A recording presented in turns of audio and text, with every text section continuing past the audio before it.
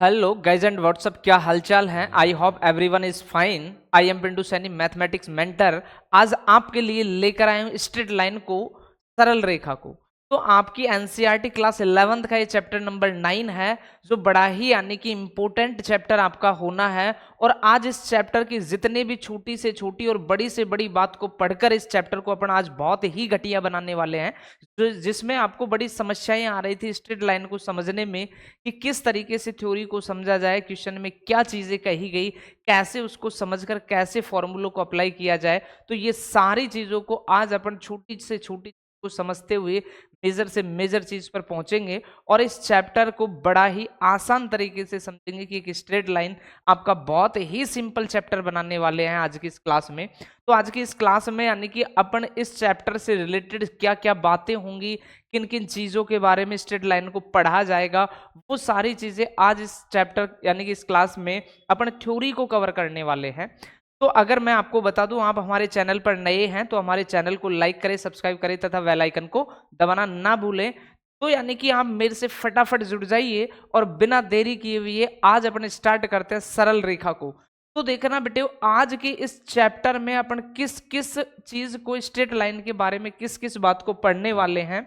तो आज की इस क्लास में अपन जिन पॉइंटों पर चर्चा करेंगे वो पॉइंट होंगे आपके लिए। तो आपका पहला पॉइंट होगा कि अपन पढ़ेंगे स्ट्रेट लाइन का इंट्रोडक्शन, कि एक स्ट्रेट लाइन होता क्या है, इसके बारे में आज की इस क्लास की थ्योरी में अपन कवर करेंगे इंट्रोडक्शन को। इसका डेफिनेशन समझेंगे कि स्ट्रेट लाइन की, स्ट्रेट लाइन होता क्या है, स्ट्रेट लाइन किसे कहा जाता है। इसके बाद अपन पढ़ेंगे slope of a straight line, या इसको बोल देते हैं ग्रेडियंट, यानी कि एक सरल रेखा की स्लोप क्या होती है। एक सरल रेखा की जो ढाल आप पढ़ते हो, तो उस ढाल के बारे में आज की क्लास में अपन कवर करने वाले हैं।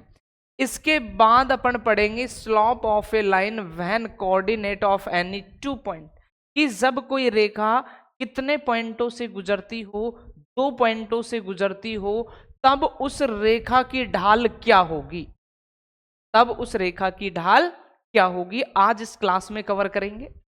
एंगल बिटवीन टू लाइन, फिर पढ़ेंगे कि दो रेखाओं के मध्य कोण कैसे डिफाइन किया जाता है। इसके बाद आज की इस क्लास की थ्योरी में कवर करेंगे कोलिनियर ऑफ 3 पॉइंट, कि कल को यदि आपको कोई 3 पॉइंट दे और कहे कि बताइए कि ये तीनों पॉइंट कोलिनियर है या नहीं, तो कोलिनियर का मीनिंग होता है संरेख।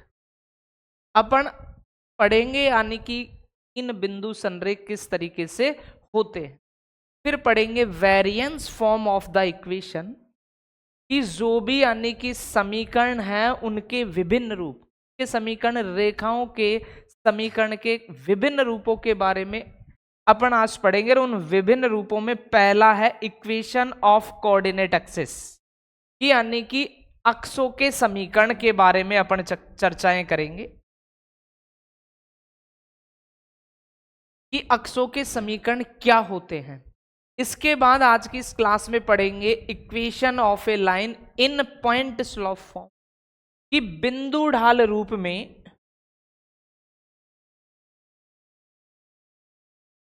रेखा का समीकरण क्या होता है, बिंदु ढाल रूप में एक रेखा का समीकरण क्या होता है। इसके बाद पढ़ेंगे equation of A line in 2 point, कि जब कोई रेखा किसी 2 पॉइंटों से गुजरती हो या किसी रेखा पर 2 पॉइंट हो, तब उस रेखा का समीकरण। देखिए क्या कहानी पढ़ेंगे आज की क्लास में, कि जब कोई रेखा पर कितने पॉइंट फिक्स हो, 2 पॉइंट, या कोई रेखा कितने बिंदुओं से जाती हो, 2 बिंदुओं से जाती हो, तब उन 2 बिंदुओं से जाने वाली रेखा का समीकरण।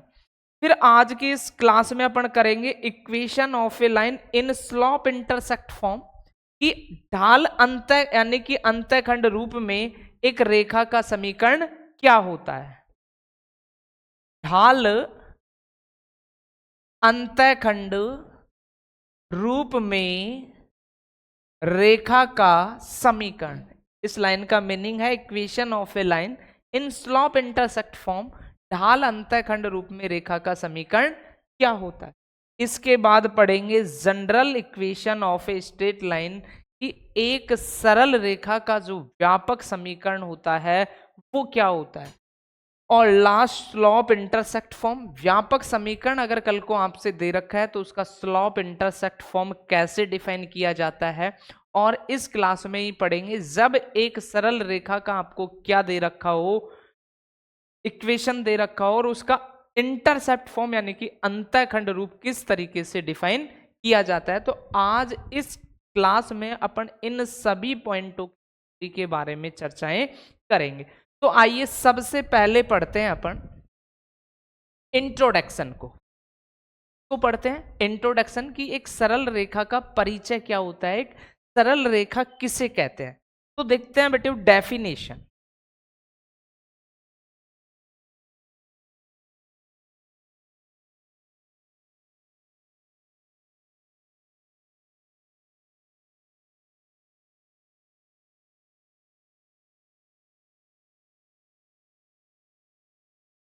तो एक सरल रेखा की डेफिनेशन,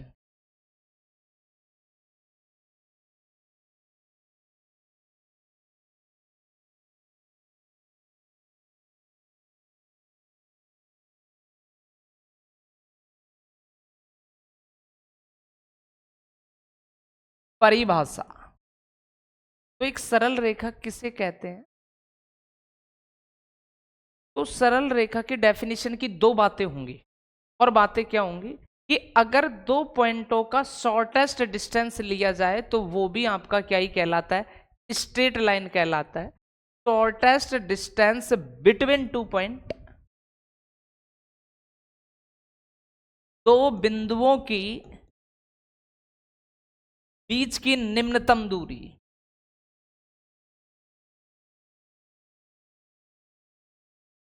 दो बिंदुओं के बीच की निम्नतम दूरी, यानी कि ये कोई पॉइंट ए और ये कोई पॉइंट बी हो, तो इसका ये शॉर्टेस्ट पाथ जो होगा वो आपका क्या कहलाएगा, स्ट्रेट लाइन।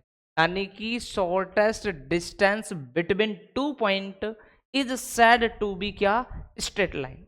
इस या फिर दूसरे तरीके से आप क्या कह सकते हो, a straight line, A line यानी कि एक सरल रेखा वह लाइन होती है which no have curve and pit।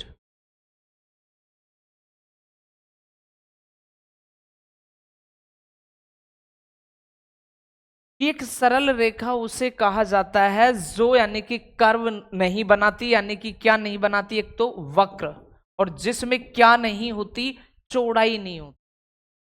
एक रेखा, एक सरल रेखा, उस रेखा को कहते हैं जो क्या नहीं बनाती हो, वक्र नहीं बनाती हो, और जिसकी क्या नहीं हो, चौड़ाई नहीं हो, तो भी उसे क्या कहा जाता है, स्ट्रेट लाइन ही कहा जाता है। तो स्ट्रेट लाइन को कितने तरीके से डिफाइन कर सकते हो, दो तरीके से।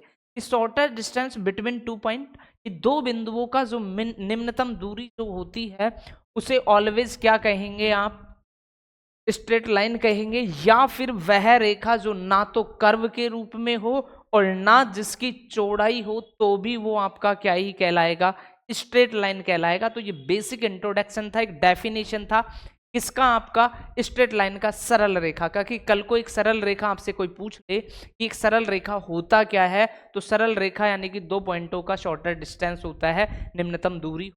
अदरवाइज वह रेखा जो ना तो एक कर्व बनाती है और ना ही उसकी क्या होती है, वेट होती है, यानी कि चौड़ाई होती है, तो यानी कि वो रेखा भी आपकी जो रेखा होगी वो कैसी होगी, सरल रेखा होगी। इसके बाद अपन ने जो नेक्स्ट पॉइंट पे चर्चा करेंगे, slope of a straight line या गार्डियन। गार्डियन को बोलते हैं प्रवणता, क्या बोलते हैं, प्रवणता। और स्लोप को क्या कह लेते हैं, ढाल। दोनों की बात एक ही है, ढाल कह लो, प्रवणता कह लो, दोनों चीजें एक ही होती।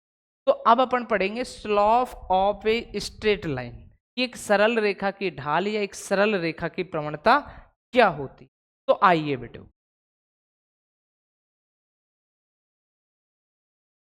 Slope of a straight line, कि एक सरल रेखा की ढाल किसे कहते हैं। मान लीजिए ये कोई एक्सिस है आपके, कि ये एक्स अक्ष है, ये आपका वाई अक्ष है, और ये कोई रेखा गई,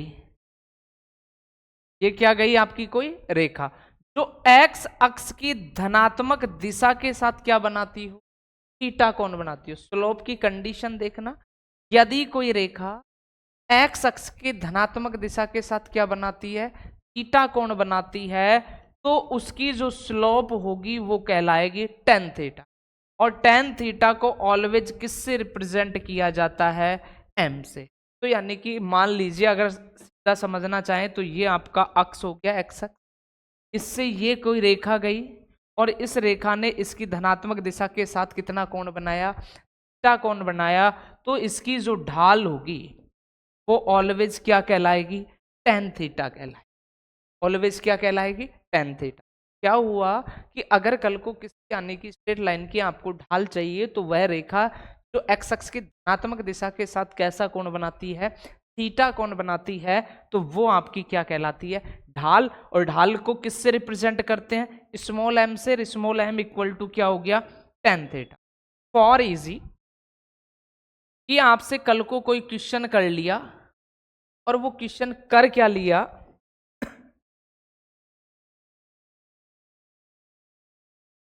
कि आपसे कहा कि कोई रेखा एक्स अक्ष के साथ कितने डिग्री का कोण बनाती है, 30 डिग्री। कोई रेखा एक्स अक्ष के साथ कितने डिग्री का कोण बनाती है, 30 डिग्री का कोण बनाती है। 30 डिग्री का कोण बनाती है तो उसकी स्लोप, तो ये रहा अपना एक्स अक्ष, ये रही कोई रेखा जिसने कितने डिग्री का कोण बनाया, 30 डिग्री का। तो जो स्लोप m बराबर आपने पढ़ा है वो क्या पढ़ा है, टेन थीटा। तो m इक्वल टू धनात्मक दिशा के साथ 30 डिग्री, तो टेन 30, तो m इक्वल टू टेन 30 का मान कितना, 1/√3। अर्थात उस रेखा की जो स्लोप होगी वो कितना होगी, 1/√3। आगे पढ़ते हैं। नेक्स्ट अपन को पढ़ना है slope of A line when coordinate of any two point, कि जब कोई रेखा दो बिंदुओं से जाती हो तब उसकी स्लोप कैसे डिफाइन करते हैं। तो आइए देखते हैं कि मान लीजिए ये आपकी कोई रेखा है जो पॉइंट ए से और किससे जाती है, पॉइंट बी से।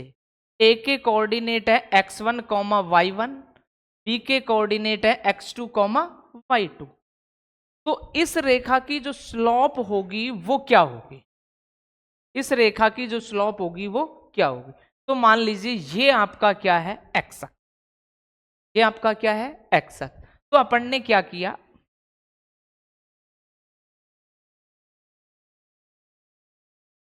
तो ये अगर एक्स अक्ष के साथ थीटा कोण है तो ये भी आपका कितना ही रहेगा, थीटा कोण। अब देखना, बात को समझना कि जब कोई रेखा दो बिंदुओं से जाएगी तो उसकी स्लोप जो होगी वो क्या होगी।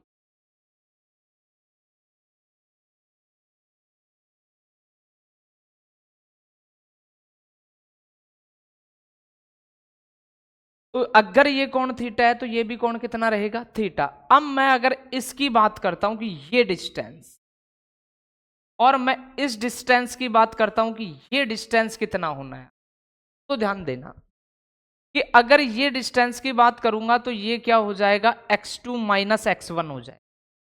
कितना हो जाएगा, x2 माइनस x1, क्योंकि ये पॉइंट x1 है और ये पॉइंट कितना है, x2। तो मुझे इतना सा डिस्टेंस चाहिए कि अगर आप यहां से देखें तो ये दूरी कितनी है, x1, और यहां तक की दूरी कितनी है, x2। बात को समझना, थोड़ा सा डायग्राम बड़ा बना लेते हैं ताकि चीजें अच्छे से समझ पाए कि जब कोई रेखा कितने बिंदुओं से होकर जाती हो, दो बिंदुओं से। तो मान लीजिए ये आपका कोई अक्ष है और इस तरीके से आपकी कोई रेखा गई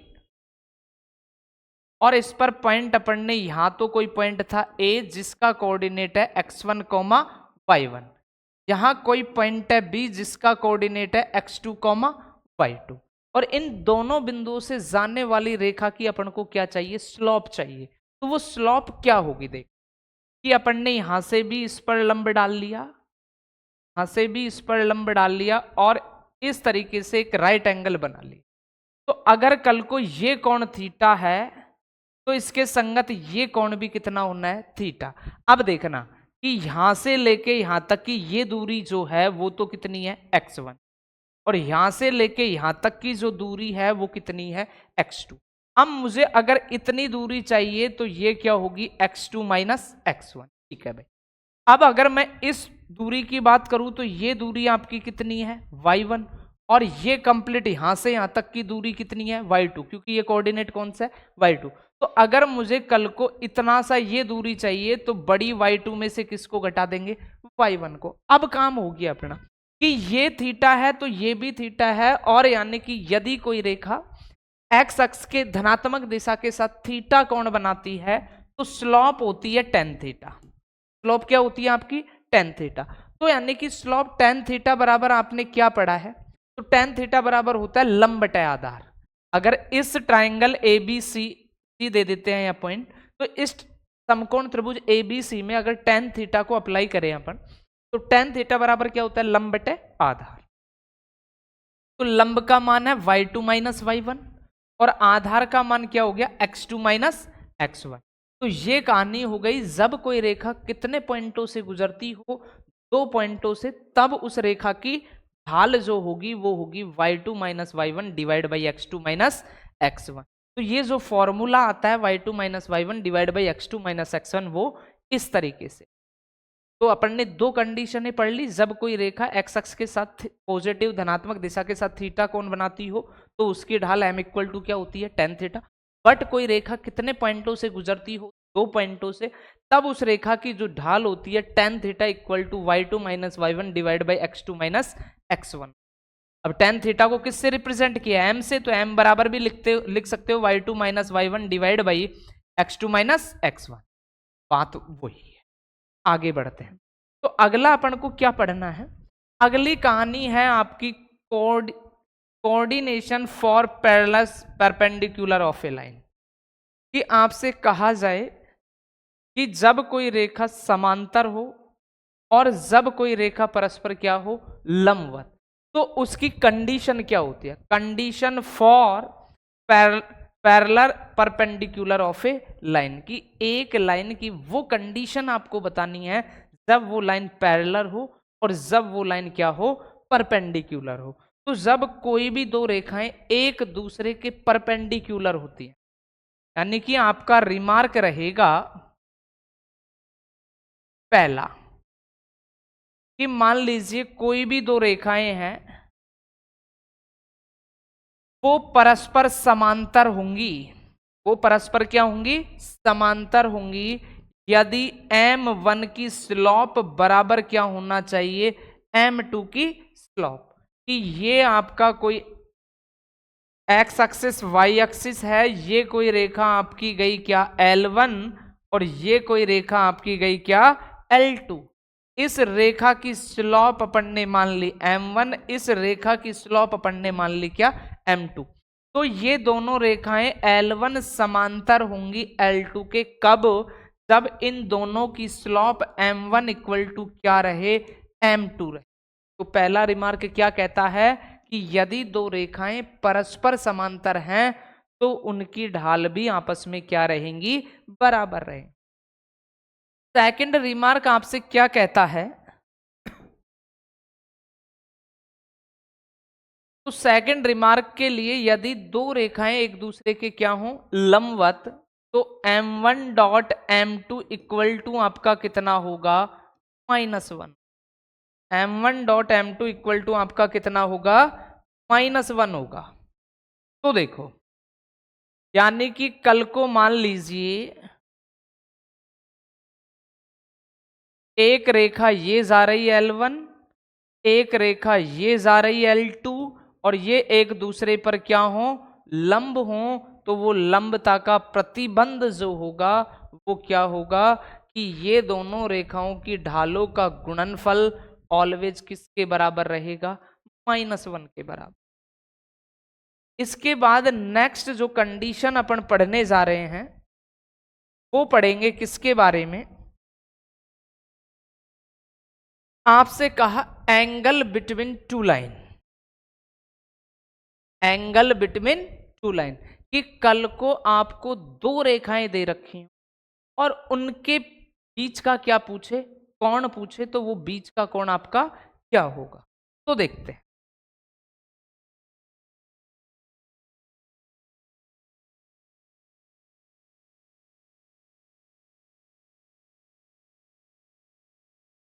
एंगल बिटवीन टू लाइन, तो ये आपका हो गया एक्स अक्ष।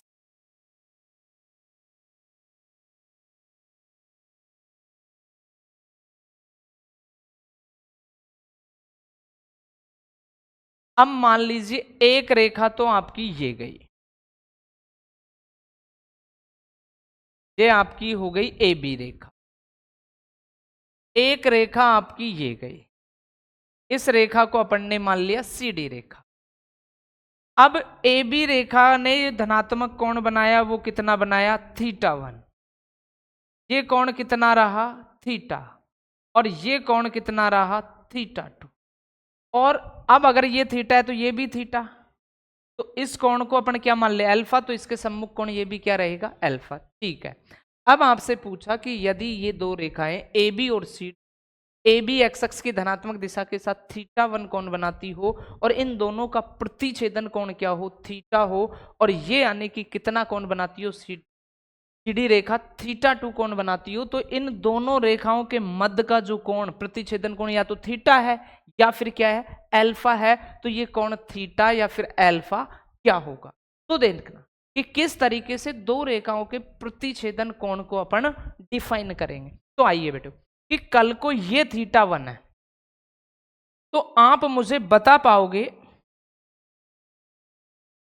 कि फिर ये कोण कितना होगा। तो इस कोण के लिए पूरा 180 होता है, तो 180 में से यदि अपन थीटा 1 को घटा दें तो 180 माइनस कितना होगा, थीटा 1 होगा। अब ध्यान से समझना कि ये कोण कितना हो गया, 180 माइनस थीटा 1। अब अपन सोच पा रहे हैं कि ये पॉइंट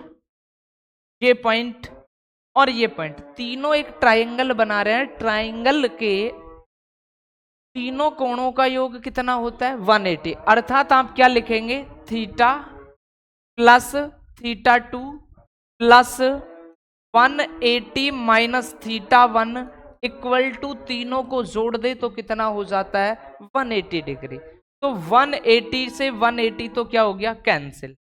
तो theta plus theta 2 minus theta 1 इधर को जाएगा, तो ये क्या हो गया, थीटा 1 हो गया। अब मुझे तो किसका मान चाहिए, थीटा का, तो थीटा 1 माइनस कितना हो गया, थीटा 2 हो गया। अब अपन क्या करें, तो यानी कि कोण के लिए क्या होगा, tan से मल्टीप्लाई करें, तो tan theta equal to tan theta 1 minus theta 2। तो देखिए tan theta equal to tan a minus B, tan a minus tan b divide by 1 plus tan a tan b। अब देखना कि जो ये रेखा थीटा 1 अगर एक्स अक्ष के साथ कोण बनाता है, तो यानी कि tan थीटा 1 बराबर, यानी कि स्लॉप अपन ने क्या मान ली, m1, और थीटा 2 कोण बनाने वाली रेखा यानी कि tan थीटा 2 की स्लॉप अपन ने क्या मान ली, m2। कि अगर कोई रेखा एक्स अक्ष के साथ थीटा कोण बनाती है तो उसकी स्लॉप m बराबर अपन ने क्या पढ़ा है, m बराबर अपन ने पढ़ा है किसको, tan थीटा को। तो अब यदि कोई ए बी रेखा एक्स अक्ष के साथ थीटा 1 कोण बनाती है तो tan थीटा 1 बराबर कितना हो जाएगा, m1। और कोई सी डी रेखा थीटा 2 कोण बनाती है तो tan थीटा 2 इक्वल टू क्या हो जाएगा, m2। तो आपको कुछ नहीं करना है, बस इसकी वैल्यू पुट करनी है। इसकी क्या पुट करनी है, वैल्यू। तो देखना tan theta equal to tan theta 1 का मान क्या हो गया, m1 माइनस थीटा 2 का मान क्या हो गया, m2 divide by 1 plus m1 dot m2। एक तो ये कहानी हो कि tan theta equal to m1 minus m2 divide by 1 plus m1 dot m2, ये थीटा, बट ये कौन सा कोण भी बना रही है, अल्फा कोण भी बना रही है। कौन सा कोण बना रही है, अल्फा। तो देखते हैं अल्फा के लिए। तो देखना कि कल को अगर इस पूरे कोण की अपन बात करें तो ये कितना है 180, और ये थीटा है तो ये भी कोण कितना होगा थीटा। तो मुझे अगर अल्फा का मान निकालना हो, एक मिनट क्या कर लेते, तो ये कोण पहले से आपका क्या था अल्फा, ये थीटा है तो सम्मुख कोण भी कितना होगा थीटा। तो मुझे अल्फा कोण निकालना है तो ये पूरा 180 में से किसको घटाना पड़ेगा थीटा को। तो नाउ कि अल्फा बराबर जो होगा आपका 180 माइनस क्या होगा थीटा। बात को समझना कि मुझे कल को ये कोण चाहिए, यानी कि ये रेखाएं इस तरीके से हैं, मैं समझा दूं। ये कोण अल्फा है, ये थीटा था तो ये भी कितना हो गया थीटा हो गया। अब देखो ये पूरा जो कोण ये बनेगा 180, मुझे चाहिए ये, तो 180 में से कितना घटा दिया। अब 10 से मल्टीप्लाई करोगे तो tan alpha equal to tan 180 minus theta होगा। तो tan alpha equal to 180 minus theta, यानी 180 minus theta second quadrant, second quadrant में 10 नेगेटिव की पॉजिटिव, नेगेटिव और 180 में नो चैन, यानी कि माइनस का क्या आ गया tan थीटा। तो tan अल्फा को जब आप लिखोगे तो tan अल्फा बराबर माइनस tan थीटा, और tan थीटा की वैल्यू क्या है ये, तो एक बार ये कैसा हो जाएगा नेगेटिव। तो यानी कि आपका जो प्रतिछेदन कोण आएगा tan theta equal to positive negative m2 minus m1 divide by 1 plus m1 dot m2, या लिख दो m1 minus m2 divide by 1 plus m1 dot m2। तो ये कहानी थी दो रेखाओं के बीच का कोण ज्ञात करने की, कि यदि कोई दो रेखाएं हों ए बी और सी, और उनके बीच कोण कितने डिफाइन होते हैं, दो, या तो थीटा है या फिर क्या है अल्फा, और अल्फा को आप तरीके से डिफाइन करेंगे। तो यानी कि जो आपको याद रखना है दो रेखाओं के प्रतिछेदन कोण में, ये बात याद रखनी है कि दो रेखाओं का प्रतिछेदन कोण जो tan थीटा होता है positive negative m1 minus m2 लिख लो, चाहे m2 माइनस m1 लिख लो, divide by 1 plus m1 dot m2, यानी कि पॉजिटिव नेगेटिव। तो थीटा आया था पॉजिटिव, अल्फा के लिए कैसा आ गया माइनस tan थीटा, तो एक बार पॉजिटिव और एक बार नेगेटिव। आगे देखते, अगला जो पढ़ना है अपन को, कंडीशन ऑफ, ये हो ही गया एंगल बिटवीन टू लाइन अपना हो ही गया। इसके बाद कोलिनियर ऑफ 3 पॉइंट, कि कल को यदि आपसे कहे कि तीन बिंदुओं के संरेख होने का प्रतिबंध, कोलिनियर को बोलते हैं संरेख। क्या बोलते हैं संरेख। तो मान लीजिए आपसे कहा गया कि ये कोई लाइन है जिस पर पॉइंट ए है, पॉइंट बी है और पॉइंट सी है, और ये तीनों बिंदु संरेख होंगे। तो संरेखता का प्रतिबंध क्या होता है, आप डिफाइन करें ए बी की ढाल, और आप डिफाइन करें बी सी की ढाल, और यदि ए बी की ढाल बराबर हो जाए बी सी की ढाल के, तो अपन कह पाएंगे कि ये जो तीनों बिंदु हैं वो क्या है संरेख। तो संरेखता की जो कंडीशन आएगी वो क्या आएगी, ए बी की ढाल बराबर बी सी की। आगे देख,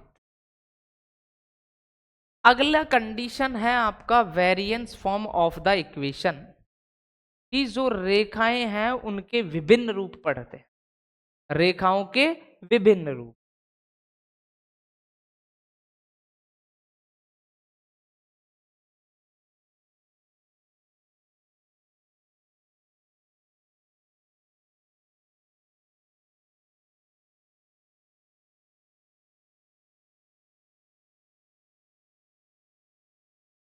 तो रेखाओं के विभिन्न रूप, variance of a straight line या लाइन जो भी पढ़ रहे हैं अपन, तो रेखाओं के विभिन्न रूप में देखो आप।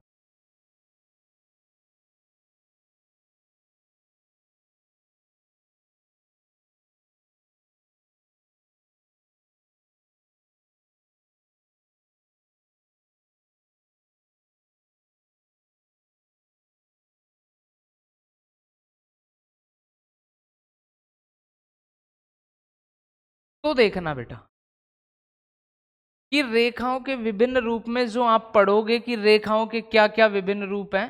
पहला आपसे पूछा गया था किसके बारे में, equation of A line coordinate axis, equation of A line coordinate axis यानी कि अक्षों के समीकरण, निर्देशी अक्षों के समीकरण। फिर दूसरा आपसे क्या पूछा गया है, फिर पूछा गया है equation of A line in point slope form,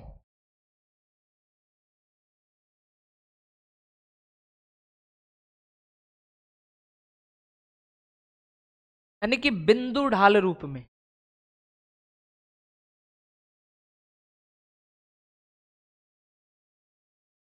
किसका मान, रेखा का समीकरण। तीसरा दो बिंदुओं से जाने वाली रेखा का समीकरण। चौथा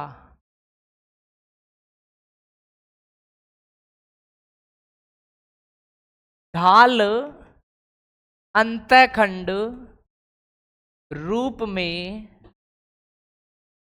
रेखा का समीकरण। और पांचवा है अंतःखंड रूप में रेखा का समीकरण। तो देखना बेटा निर्देशी अक्ष कोऑर्डिनेट्स एक्सिस, कोऑर्डिनेट एक्सिस के रूप में रेखाओं के समीकरण, पॉइंट स्लोप रूप में दो बिंदुओं से जाने वाली ढाल अंतःखंड रूप यानी कि स्लोप इंटरसेक्ट फॉर्म,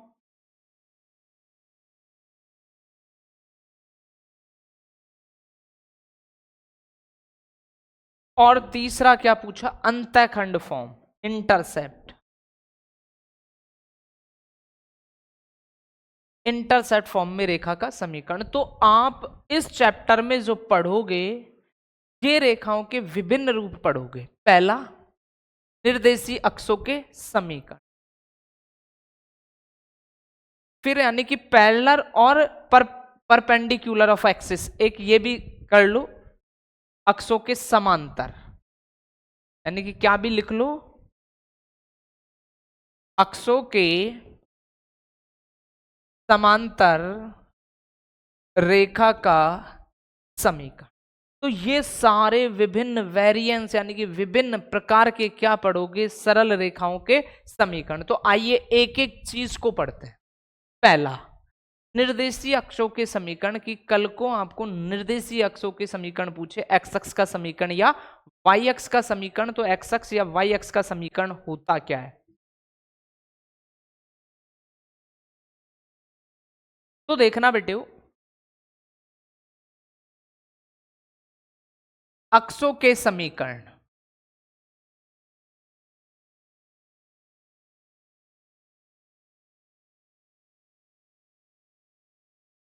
तो ये आपका हो गया एक्स अक्ष, ये हो गया वाई अक्ष, ये हो गया एक्स डैश और ये हो गया वाई डैश।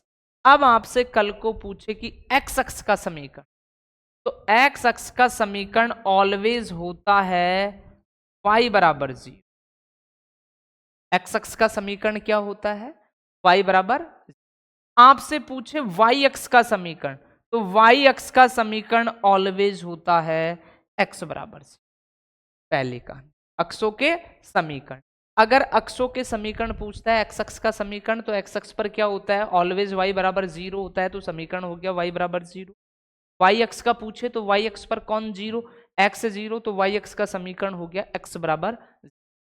अब मान लीजिए आपसे कहे अक्षों के समांतर या परपेंडिकुलर, यानी कि आपसे पैरेलल की पूछ ले और परपेंडिकुलर की पूछ ले कि कोई अक्ष के समांतर हो या किसी अक्ष के लंबवत रेखाओं के समीकरण क्या होते हैं। तो आइए देखते हैं। तो मान लीजिए आपसे कहा कि y अक्ष के समांतर रेखा का समीकरण। तो मान लीजिए ये कोई आपकी रेखा है, ये आपकी क्या है, कोई रेखा। तो वो रेखा ऐसे भी हो सकती है या वो रेखा आपकी ऐसे भी हो सकती है। और आपसे पूछा y अक्ष के समांतर रेखाओं का समीकरण। तो मान लीजिए y अक्ष के समांतर रेखा का समीकरण का मतलब ये कोई पॉइंट रहा, ये क्या रहा, कोई पॉइंट। तो इस पॉइंट के कोऑर्डिनेट की बात करेंगे तो ये क्या रहेगा, a, 0। इसकी बात करेंगे तो -a, क्या रहेगा। और अगर इनका समीकरण आपसे पूछा तो देखना कि आप y का कितना भी मान ले ले, कि मान लीजिए आपने y का मान 1 लिया तो भी x का मान कितना ही है, a। y का मान आपने 2 लिया तो भी x का मान कितना ही है, a। y का मान आपने 3 लिया तो भी x का मान कितना ही है, a। y का मान आपने -1 लिया तो भी x का मान कितना ही है, a। तो आप जो मर्जी y को बदलते रहें बट कौन नहीं बदलेगा, x। यानी x कैसा हो गया, कांस्टेंट। और जब x कांस्टेंट हो गया तो y अक्ष के समांतर x इक्वल टू या तो क्या रहेगा, a। अगर नेगेटिव स्थिति में है तो x इक्वल टू -a। तो y अक्ष के समांतर, y अक्ष के समांतर जो रेखा का समीकरण होगा वो क्या होगा, y इक्वल टू +-a होगा। वो x इक्वल टू क्या होगा, +-a होगा। कहानी हो गई किसके लिए, जब रेखा किसके पैरेलल हो, y अक्ष के पैरेलल हो, y अक्ष के समांतर हो, तब उसका समीकरण ऑलवेज होगा x equal to +-a। For easy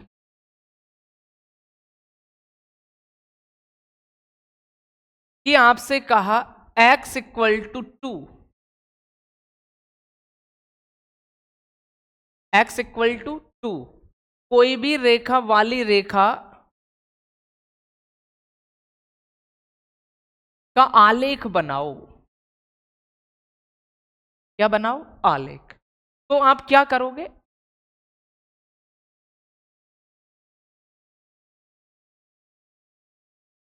x का मान कितना 2, 0। तो ये आपका हो गया उस रेखा का आलेख, ग्राफ। तो ये यानी कि आपसे कहे x इक्वल टू 2 वाली रेखा का क्या बनाओ, ग्राफ। या आपको ऐसे दे दिया कि ये कोई रेखा है जो बिंदु 2, 0 से जाती है, उसका समीकरण, किसकी बात कहे, समीकरण। तो समीकरण क्या होगा, x इक्वल टू, कहानी समझ में आई होगी कि यदि कोई रेखा किसके पैरेलल हो, y अक्ष के पैरेलल हो, तो उसका जो समीकरण होता है वो x इक्वल टू +-a होता है। इसके बाद आता है कि यदि कोई रेखा किसके पैरेलल हो, x अक्ष के पैरेलल हो,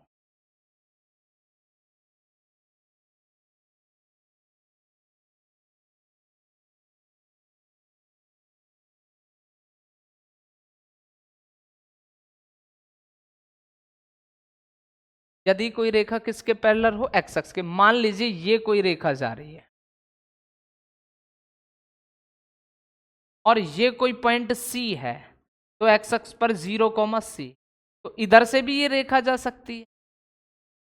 तो ये पॉइंट कितना हो गया, 0, तो जब कोई रेखा किसके पैरेलल जाती है, x अक्ष के पैरेलल, तो आप x का मान 1 लिया तो भी y का मान नहीं बदला, x का मान 2 लिया तो भी y का मान नहीं बदला, x का मान -1 लिया तो भी y का मान नहीं बदला, x का मान -2 लिया तो भी y का मान नहीं बदला। यानी कौन कांस्टेंट हो गया, y।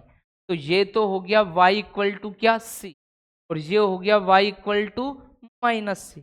तो जब अपन समीकरण की बात करेंगे तो y इक्वल टू +- का क्या, ये तो होता है जब रेखाएं किसके पैरेलल हो, x एक्सिस के पैरेलल हो। और x इक्वल टू +- है जब रेखाएं किसके पैरेलल हो, y अक्ष के पैरेलल हो। तो ये तो हो गया अक्षों के समीकरण तथा अक्षों के समांतर एवं लंबवत रेखाओं के समीकरण। इसके बाद जो समीकरण अपन को पढ़ना है वो पढ़ना है स्लॉप इंटरसेक्ट फॉर्म में। इसमें पढ़ना है स्लॉप इंटरसेक्ट फॉर्म।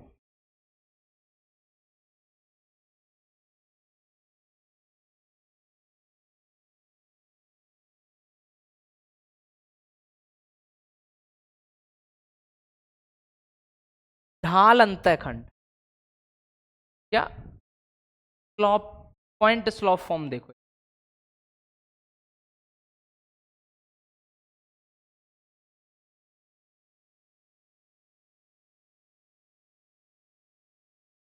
बिंदु ढाल,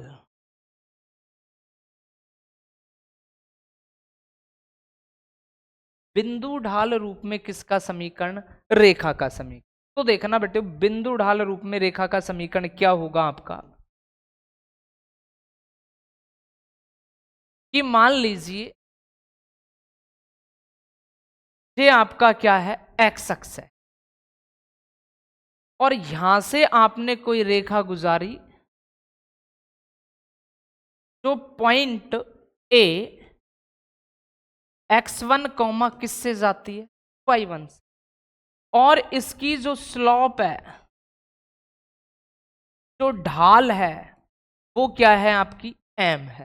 यानी कि दो बातें आपको गिवन हो कि कोई रेखा इस तरीके से जाती है किस पॉइंट से?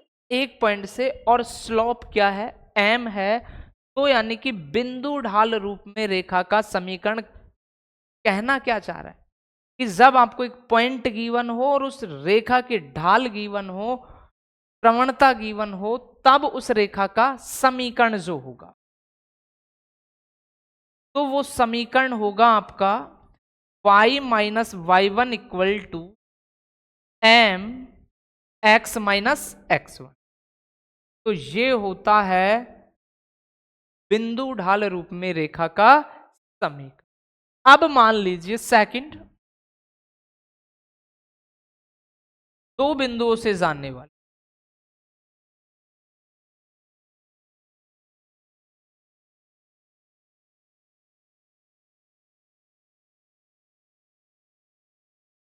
रेखा का समीकरण कि जब कोई रेखा कितने बिंदुओं से जाती हो? दो बिंदुओं से जाती हो, तब उस रेखा का समीकरण। तो मान लीजिए ये कोई रेखा है ए x1 कॉमा वाई वन और ये b x2 comma Y to से ये रेखा जाती है। तो अपन ने पढ़ा कि जब कोई रेखा दो बिंदुओं से जाती है तो उसकी स्लॉप, ढाल जो होती है वो याद रखना y2 minus y one divide by x2 minus क्या होती है? x1। कि जब भी कोई रेखा कितने बिंदुओं से होकर जाती है? दो बिंदुओं से होकर जाती है, तो उस रेखा की ढाल होती है y2 minus y one divide by x2 minus x1। तो जो समीकरण होगा दो बिंदुओं से जाने वाली रेखा का, तो वो समीकरण क्या होगा? y minus y one equal to y two minus y one divide by x two minus x one और x माइनस एक्स वन। तो ये समीकरण कहलाता है जब कोई रेखा कितने बिंदुओं से होकर जाती हो? दो बिंदुओं से।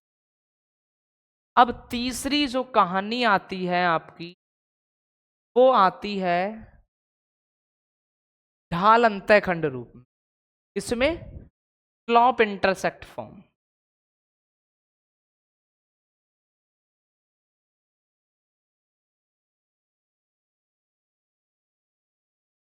ढाल अंतःखंड। तो देखना ढाल अंतःखंड की क्या स्थिति बनेगी कि मान लीजिए ये आपके कोई एक्सिस थे एक्स अक्ष और वाई अक्ष, और ये कोई रेखा गई जिसने वाई अक्ष पर 0, c का क्या काटा? अंतःखंड काटा। और इसकी जो स्लॉप, ढाल जो थी वो क्या थी? m थी। ढाल जो थी वो क्या थी? m थी। तब ढाल अंतःखंड रूप में कि क्या कि ये कोई रेखा L थी जिसने y अक्ष पर अंतःखंड काटा 0, C का, और उस रेखा की ढाल क्या थी, m थी, तब उस रेखा का समीकरण किस फॉर्म में, ढाल अंतःखंड फॉर्म में। तो बात को समझना, चीज वही है कि ये कोई रेखा है जो एक बिंदु से जा रही है, कि अंतःखंड काटा है कहां पर, y अक्ष पर। आपसे कहा जाए यदि कोई रेखा y अक्ष पर C का अंतःखंड काटती हो तथा जिसकी ढाल कितनी हो, m हो, तब उस रेखा का क्या समीकरण। तो कहानी की y अक्ष पर अंतःखंड काटा तो y अक्ष पर x का कोऑर्डिनेट 0 हो गया और वो अंतःखंड को अपन ने क्या मान लिया, C। जो मर्जी आए वो आप मान सकते हो। और उसकी स्लोप आपको पहले से गिवन होगी, कितना, m है, कि वो ढाल का मान कुछ भी दे। और जब y अक्ष पर कोई रेखा अंतःखंड काटती हो जिसकी ढाल m हो, तब समीकरण। तो ये रेखा बिहेव किस तरीके से करेगा कि ये रेखा अंतःखंड का मतलब y अक्ष पर कोई पॉइंट है 0, से, लेकिन एक बिंदु से तो जा रही है और जिसकी ढाल क्या है, m। तो बिंदु ढाल रूप जैसा ही काम कर रही है। क्या कर रही है कि जब एक बिंदु से जाती है और ढाल m हो, तब y minus y1 equal to m क्या होता है, x minus x1। x minus क्या होता है, x1। तो y माइनस y1 का मान देखो कितना है, m का मान ढाल m ही है, x माइनस x1 का मान कितना है, 0। तो y minus C equal to M x, minus C इधर को जाएगा तो y equal to M X plus C. तो ये y equal to M X plus C का जो भी फॉर्मूला आता है वो क्या आता है, ढाल अंतःखंड। कब, जब कोई रेखा y अक्ष पर कितने का अंतःखंड काटती हो, c का अंतःखंड काटती हो। बट इसी बात को कहे कि यदि किसी रेखा की ढाल m हो तथा x अक्ष पर d का अंतःखंड काटे, तब ढाल अंतःखंड रूप में रेखा का समीकरण क्या होगा। तो आइए देखते हैं। ये मान लीजिए ये आपके अक्ष हैं, x, x डैश, y और y डैश की कोई एक रेखा थी ऐसे, जिसने यहां क्या काटा, x अक्ष पर अंतःखंड काटा और कितने का, d, 0। x अक्ष पर कितने का अंतःखंड काटा, d, 0। और इसकी स्लोप, जो ढाल है, प्रवणता है, वो कितनी है, m है। तब आपको इसका क्या चाहिए, समीकरण चाहिए। इसका क्या चाहिए, समीकरण। तो आइए देखते हैं। तो काम उसी तरीके से किया कि अगर इसने x अक्ष पर d का अंतःखंड काटा है तो मीनिंग पॉइंट जो हुआ वो क्या हुआ, d, 0। और स्लोप कितनी हो गई, m। तो रेखा का समीकरण आपने पढ़ा क्या है, y minus y1 equal to m x minus x1। कब, जब किसी रेखा की ढाल गिवन और आपको क्या पता हो, पॉइंट पता हो, तब उस रेखा का समीकरण ये होता है। तो आइए, y माइनस y1 का मान कितना है, z, equal to m, x minus x1 का मान कितना है, d। तो y माइनस 0 का मतलब y, तो m, x माइनस क्या हो गया, d। तो अगर कोई रेखा जो x अक्ष पर d का अंतःखंड काटती और जिसकी स्लोप क्या हो, m हो, तो उसका समीकरण होगा y equal to M x minus. तो ये कुछ वेरिएंस पढ़ रहे हैं अपन किसके, रेखाओं के विभिन्न रूपों के। इसके बाद वेरिएंस में अपन ने क्या पढ़ा, दो बिंदुओं से जाने यानी कि निर्देशीय अक्ष हो गए, पॉइंट स्लोप हो गया, दो बिंदुओं का हो गया, ढाल अंतःखंड हो गया। अब लास्ट क्या बचा आपका, अंतःखंड बचा। अंतःखंड रूप में रेखा का समीकरण।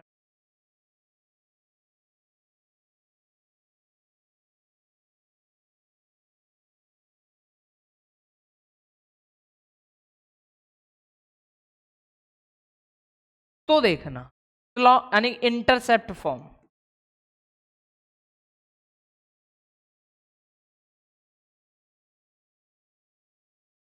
क्या, इंटरसेप्ट फॉर्म में किसी रेखा का समीकरण कैसे डिफाइन किया।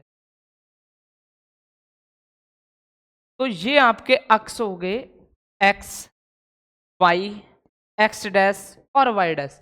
और आपसे कह दिया कि यदि कोई रेखा x अक्ष पर a का और y अक्ष पर b का अंतःखंड काटती है, तो ये रही आपकी रेखा इसने एक्स अक्ष पर बिंदु ए पर अंतःखंड काटा a,0 का और बिंदु बी पर अंतःखंड काटा 0, बी का। तो जब उसने एक्स अक्ष और वाई अक्ष पर अंतःखंड काट दिए तो अंतःखंड रूप में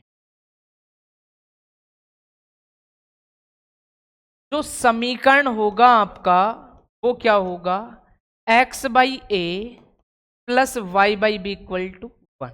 तो ये विभिन्न वेरिएंस यानी कि विभिन्न रूप थे किसके, रेखाओं के, कि अक्षों के समीकरण क्या होते हैं, अक्षों के समांतर एवं लंबवत रेखाओं के समीकरण क्या होते हैं, बिंदु ढाल रूप में रेखा का समीकरण क्या होता है, दो बिंदुओं से जाने वाली रेखा का समीकरण क्या होता है, एक्स अक्ष या वाई अक्ष पर अंतःखंड और ढाल यानी कि ढाल अंतःखंड रूप में रेखा का समीकरण क्या होता है, और सिंगली यानी कि आपका अंतःखंड रूप में रेखा का समीकरण क्या होता है। तो ये बेसिक सी कंडीशन यानी कि पहला अपन ने क्या पढ़ा, अक्षों के समीकरण। तो अक्षों के समीकरण, एक्स अक्ष पर समीकरण क्या हो गया, y बराबर 0 और y अक्ष पर x बराबर क्या हो गया 0।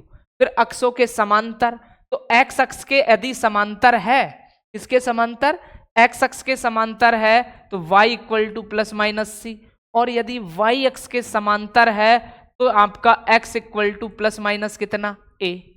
ढाल अंतःखंड रूप में रेखा का समीकरण यानी कि आपको क्या दे रखा हो, ढाल दे रखी हो और बिंदु दे रखा है, बिंदु और ढाल रूप में y minus y one equal to M x minus क्या हो गया x1।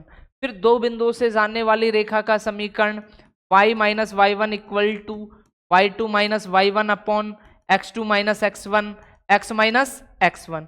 अब ढाल अंतःखंड रूप में कि जब कोई रेखा y अक्ष पर c का अंतःखंड काटे तो क्या होगा, y equal to M X plus C. यदि कोई रेखा x अक्ष पर d का अंतःखंड काटे जिसकी ढाल m हो तो y equal to M x minus D.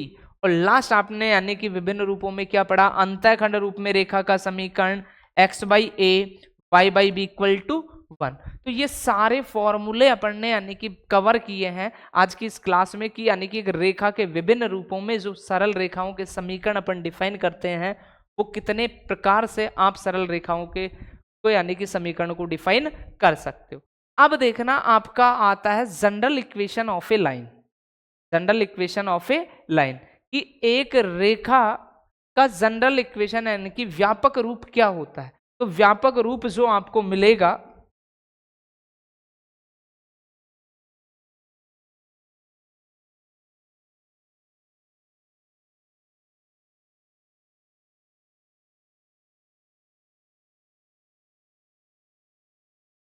कि एक रेखा का व्यापक समीकरण जो होता है वो ऑलवेज होता है A X plus B Y plus C equal to. ये किसी रेखा का क्या होता है, व्यापक समीकरण। अब व्यापक समीकरण से आपको चेंज करना है किसमें, ढाल अंतःखंड, और दूसरा आपको चेंज करना है अंतःखंड।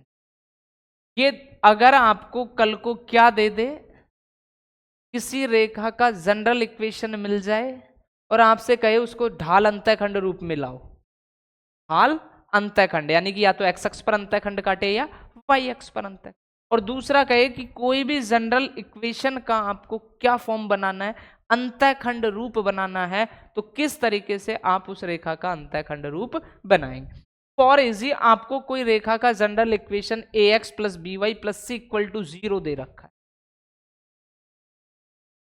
कि आपको कोई रेखा किस फॉर्म की दी, A X plus B Y plus C equal to 0, और आपसे कहा इसका ढाल अंतःखंड रूप। तो ढाल अंतःखंड रूप होता क्या है कि इसको आपको बनाना है y equal to M X plus C के रूप में, और जहां से आपको डिफाइन करना है इसकी ढाल क्या है और इसका अंतःखंड क्या है। तो जब भी कोई जनरल इक्वेशन आपको मिले और आपसे कहा जाए कि इस रेखा का ढाल अंतःखंड रूप डिफाइन कीजिए, तो ढाल अंतःखंड रूप का ही मीनिंग है जो भी जनरल इक्वेशन आपको दी उससे आप किसका मान निकाल लें, y का।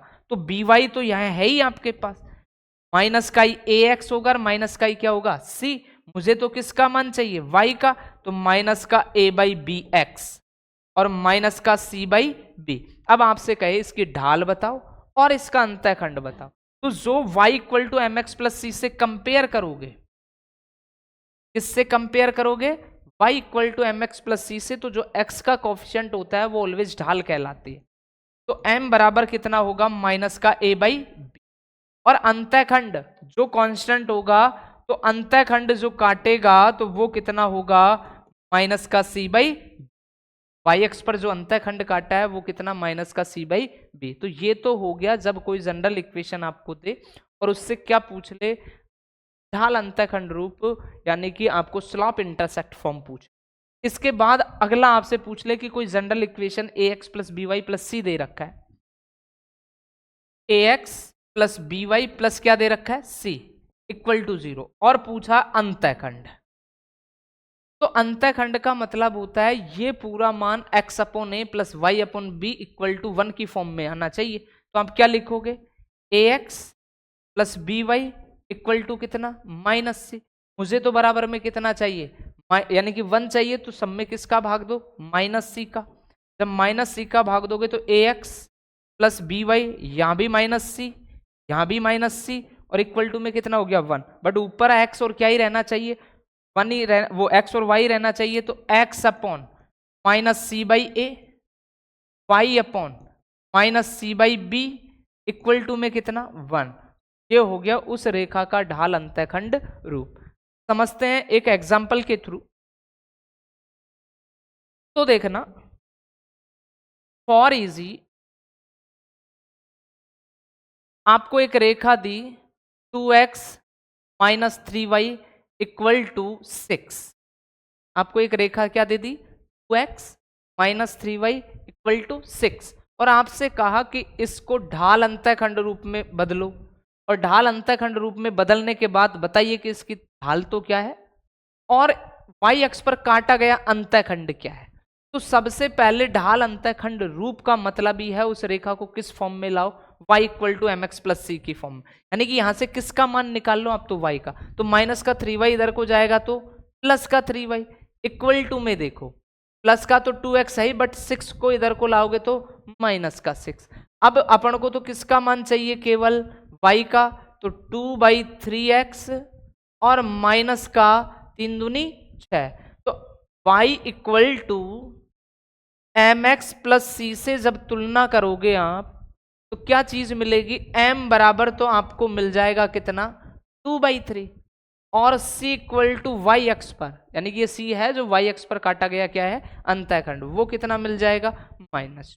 बट आपसे इसमें कहा इसको अंतःखंड रूप में लाओ। किस फॉर्म में लाना है? अंतःखंड रूप। तो अंतःखंड रूप होता क्या है? अंतःखंड रूप होता है x by A plus y by B equal to 1 की फॉर्म चाहिए। तो आपको दे क्या रखा है? 2x minus 3y equal to 6। 2x minus 3y equal to 6, यानी इक्वल में अपन को क्या ही चाहिए? 1 चाहिए। तो बोथ साइड किसका डिवाइड करेंगे? बोलो 6 का। जब 6 का करोगे तो 2/x divide by 6 minus 3 divide by 6 equal to 1। 2 3 6, 3 दूनी 6, तो x बाई 3।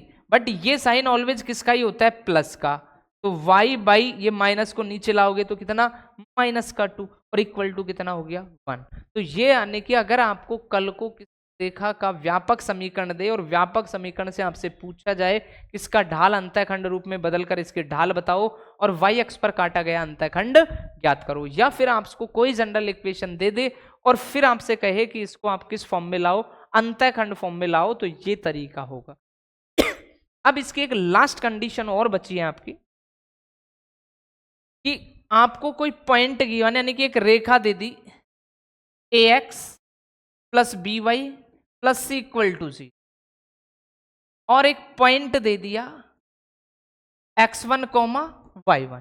तो इस पॉइंट से इस रेखा की दूरी मान लेते हैं कि ये आपकी कोई रेखा है जिसका समीकरण आपको मिला ax plus B Y plus C equal to 0। यहां कोई पॉइंट है P x1 कॉमा y1। तो इस बिंदु से इस रेखा की जो ये दूरी ज्ञात करनी हो d, तो वो कैसे डिफाइन करेंगे? तो किसी बिंदु से किसी रेखा की दूरी जो होगी वो d इक्वल टू होगा mod of ax1 plus by1 plus c upon under root a square plus b square. अब बात आती है कि यहां जो कैपिटल A, B और C है उनकी वैल्यू तो क्या होगी, वो कहां से लिए जाएंगे, और आपका x1 और जो y1 है वो कहां से लिया जाएगा। तो देखते हैं कि जो भी रेखा दे रखी हो आपको ax plus B Y plus C, तो जो x का कॉफिशियंट होगा कि मान लीजिए फॉर इजी आपको दे दिया 2x plus 3y plus 4 equal to कितना 0। तो यहां a का मतलब है x का कॉफिशियंट यानी कि 2, b का मतलब है y का कॉफिशियंट मीनिंग 3, c का मतलब है कांस्टेंट। मान लीजिए कल को ये चीजें आपको ऐसे दे 2x plus 3y equal to 4 दे दिया, तो आपको लाना जनरल इक्वेशन में ही कैसे 2x plus 3y minus 4 equal to 0।